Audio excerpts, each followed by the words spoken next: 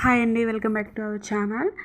నేను మొన్న మా అమ్మమ్మ గారు వాళ్ళ ఇంటికి వెళ్ళాము. అక్కడ బర్త్డే ఫంక్షన్ ఉందనేసి అమ్మమ్మ వాళ్ళ ఇంటికి వెళ్ళాము. అమ్మమ్మ వాళ్ళ పెరట్లో చాలా కూరగాయలు వాళ్ళే పండిస్తుంటారు.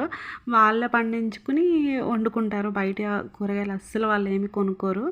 మా అమ్మమ్మ వాళ్ళు మా తాతయ్య గారు ఎక్కువ ఇంట్రెస్ట్ అన్నమాట కూరగాయల మీద. వాళ్ళ తాతయ్య గారు ఎక్కువ కూరగాయలు పండిస్తుంటారు. మా అమ్మగారు అయితే మేము వెళ్ళినప్పుడు అవన్నీ కోసుకుని చక్కగా ఇంటికి తెచ్చుకుంటాం. ఎప్పుడు వెళ్ళినా కూడా మేము అక్కడ కూరగాయలు ఆకుకూరలు అన్నీ తెచ్చుకొని వండుకుంటాము. ఏమీ మందు లేకుండా పెంచుతారు కాబట్టి చాలా టేస్ట్గా ఉంటాయి.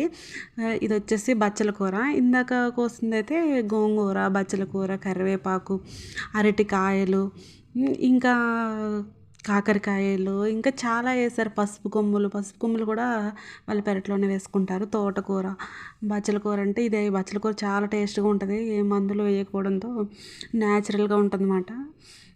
ఇంకా చాలా చాలా మొక్కలు వేసారు. అన్నీ పూల మొక్కలని, పళ్ళ మొక్కలు, కూరగాయలు, జామకాయలు, ఇంకా చాలా. అలానే అరటికాయలు కూడా మేము వచ్చినప్పుడు అయితే అరటికాయలు ఏమి కాయలేదు. ఎక్కువ కాస్తుంటే అరటికాయలు, ఇంకా పచ్చిమిర్చి చూసారా, పచ్చిమిరపకాయలు కూడా ఇంట్లోనే పెంచుకుని వండుకుంటుంటారు.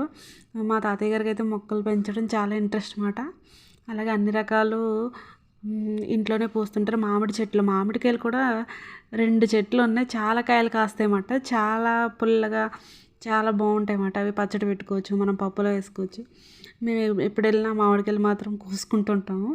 కోసుకుని ఇంటికి తెచ్చుకుంటాము. ఇక్కడికి వచ్చిన తర్వాత మేము వండుకుంటుంటాము. మామిడి చెట్లు అయితే 2 చెట్లు ఉన్నాయి. అయితే చాలా పెద్ద చెట్లు. చాలా చెట్టు నిండా కాయలే ఉంటాయి అన్నమాట. ఎప్పుడు కాయలు కాస్తూనే ఉంటాయి. సమ్మర్ అనేసి అలాంటిది ఏం లేదు. ఎప్పుడైనా కాస్తూనే ఉంటాయి మా మామిడికాయలు. చూసారుగా ఫ్రెండ్స్, నా ఛానల్ నచ్చితే కనుక సబ్స్క్రైబ్ చేసుకోండి ఫ్రెండ్స్. Bye friends.